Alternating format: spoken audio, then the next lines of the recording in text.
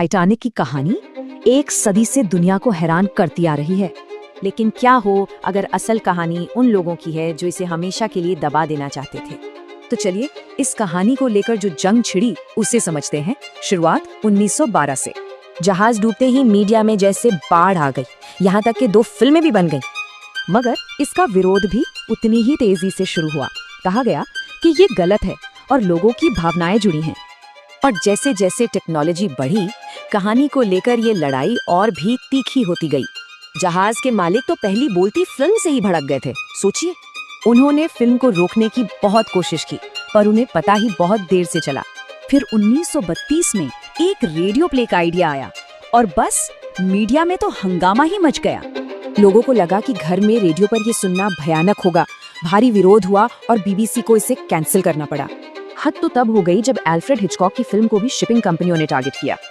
और फिर आया दूसरा विश्व युद्ध, जहां इस कहानी को एक राजनीतिक हथियार की तरह इस्तेमाल किया गया। 1943 में नाजियों ने एक फिल्म बनाई। इसमें दिखाया गया कि ये सब ब्रिटिश लालच का नतीजा था। युद्ध के बाद जब ये फिल्म रिलीज हुई तो ब्रिटेन में इसे बैन करने की जोरदार मांग उठी।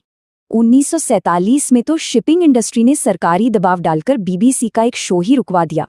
पर 1950 के आते आते माहौल बदल चुका था। अब इस कहानी को दबाना मुमकिन नहीं था। एक किताब आई, अ नाइट टू रिमेंबर, और फिर फिल्म, और इसने सारे रिकॉर्ड तोड़ दिए। इस फिल्म को भी रोकने की कोशिशें हुई, पर इस बार वो कामयाब नहीं हो पाए। और फिर आया साल 1985, जब समंदर की गहराइयों में टाइटैनिक का मलबा मिल गया। इस खोज ने सब कुछ बदल दिया। अब ये सिर्फ एक कहानी नहीं बल्कि एक ठोस इतिहास था। फिर आई जेम्स कैमरन की टाइटैनिक। इसने तो कहानी को एक मॉडर्न मिथक ही बना दिया। फिर भी इस हादसे का दर्द जिंदा था। आखिरी सर्वाइवर ने भी अपनी शिकायत दर्ज कराई। तो अब ये कहानी लोगों की यादों से निकलकर इतिहास का हिस्सा बन चुकी थी। ये हमें सोचने पे मजबूर करता है ना, कि आज की कौन सी कहानियां आगे बढ़ेंगी और किन्हें दबा दिया जाएगा।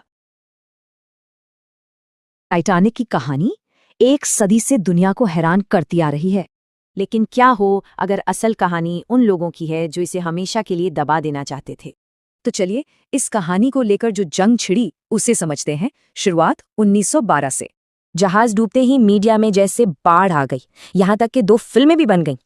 मगर इसका विरोध भी उतनी ही तेजी से शुरू हुआ। कहा गया कि ये गलत है और लोगों की भावनाएं जुड़ी हैं। और जैसे जैसे टेक्नोलॉजी बढ़ी, कहानी को लेकर ये लड़ाई और भी तीखी होती गई। जहाज के मालिक तो पहली बोलती फिल्म से ही भड़क गए थे। सोचिए, उन्होंने फिल्म को रोकने की बहुत कोशिश की, पर उन्हें पता ही बहुत देर से चला। फिर 1932 में एक रेडियो प्ले का आइडिया आया और बस